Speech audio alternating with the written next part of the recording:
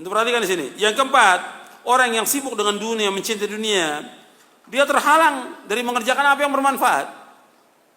Antum lihat orang-orang yang sibuk kerja, sibuk dagang, sibuk usaha, dan cinta dia kepada dunia, nggak sempat dia.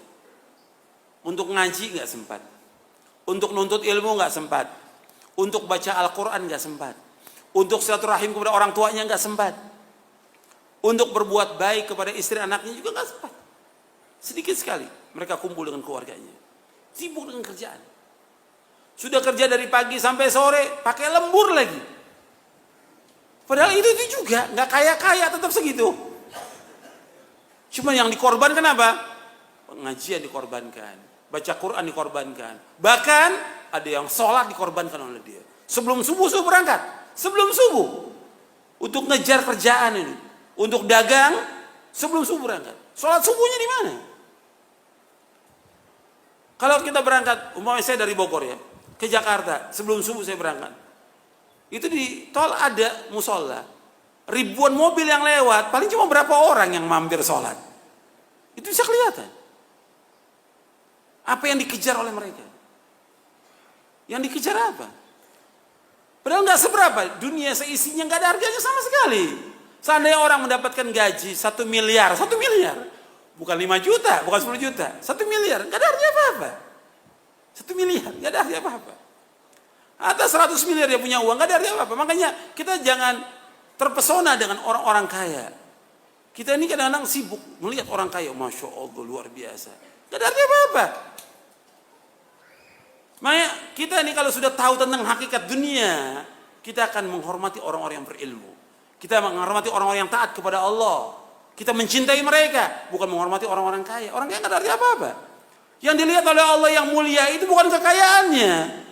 Apa kata Allah? Inna akramakum indallahi atqakum. Sesungguhnya orang yang mulia di sisi Allah yang mana?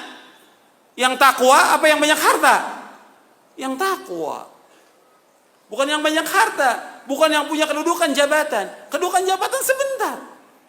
Ya. Dia dikerumuni orang banyak di saat punya jabatannya, di saat dia punya harta. Kalau hartanya sudah nggak ada, jabatan nggak ada, apa orang mau dekat lagi sama dia? Nggak akan ada orang mau dekat. Tapi orang yang berilmu, meskipun dia miskin, tetap datangi oleh orang. Dan orang akan bertanya pada dia. Makanya pernah ada di zaman dahulu, ada seorang ibu punya anak, cacat anaknya ini. Selalu dijadikan bahan gurauan, dicela. Kemudian kata ibunya, wahai anakku, kamu belajar. Belajar ilmu syar'i. Belajar kamu, belajar. Allah akan muliakan kamu. Karena dia ingat kepada ayat Al-Quran si ibu ini. Yarfa'illahu alladhina amanu minkum walladhina utul ilma darajat. Belajar. Anak ini terus belajar. Sampai dia berilmu. Nggak dicela lagi oleh orang. Nggak dihinakan lagi. Semua orang datang. Hatta orang-orang kaya datang pada dia untuk belajar. Ya, makanya ilmu tetap. Hormati orang yang berilmu. Hormati. Karena Allah yang memerintahkan demikian dan juga Rasul memerintahkan demikian. Sallallahu alaihi wasallam. Gak ada suruh menghormati orang kaya, gak ada. Kalau menghormati orang yang lebih tua ada dalam hadis Nabi yang sahih. Tapi orang kaya gak ada. Tapi kalau kita lihat, ya orang hormatnya luar biasa. Sama ustadznya salam gak salam dia. La salam wala kalam. Sama orang kaya ketemu, Masya Allah dipegang tangannya. Gimana Pak kabarnya? Baik. Apalagi kalau lihat mobil depan itu mobilnya bagus. Masya Allah. Dikerubutin sama panitia.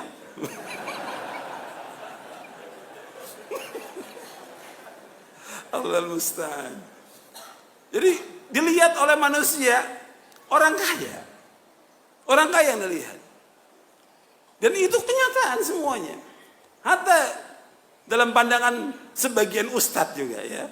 Yang dilihat orang kaya. Dalam Islam bukan orang kaya, orang yang bertakwa kepada Allah. Enggak ada nilainya orang kaya itu. Makanya kalau kita sudah tahu hakikat dunia, enggak ada artinya orang-orang itu. Dia ajak mereka untuk ngaji, udah. Kita hanya mengajak mereka untuk ibadah kepada Allah. Sudah kita ajak mereka.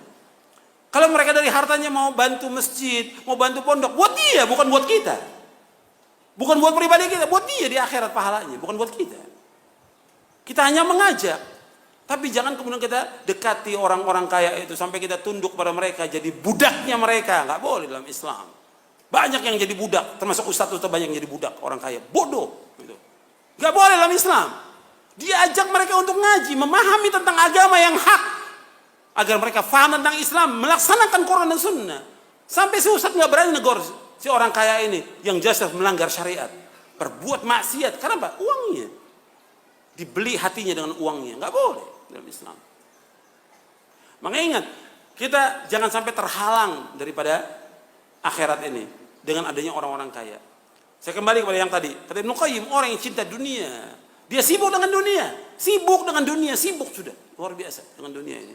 Sehingga apa? Nggak sempat ngaji. Anda bisa lihat, bukan mereka nggak ada waktu hari Ahad ini libur, bukan mereka nggak ada waktu. Jutaan manusia punya waktu mereka, tapi mereka nggak gunakan waktunya untuk ibadah kepada Allah. Nggak digunakan untuk mengaji, nuntut ilmu, untuk baca Al-Quran, baca buku yang bermanfaat, untuk silaturahim kepada orang tuanya yang melahirkan dia dan mengurus dia, berbakti pada orang tua. Nggak digunakan oleh dia. Makanya melalui justru dia di sini sebutkan membuat manusia tidak sempat terhalang melakukan sesuatu yang manfaat bagi dia di akhirat. Akibat apa? Kesibukan dunia. Banyak yang manfaat buat dia ditinggalkan. Padahal yang kita cari semua yang manfaat. Nuntut ilmu bermanfaat. Baca Al-Quran manfaat. Silaturahim kepada orang tua manfaat. Dan yang lainnya lagi. Itu banyak tidak digunakan oleh mereka.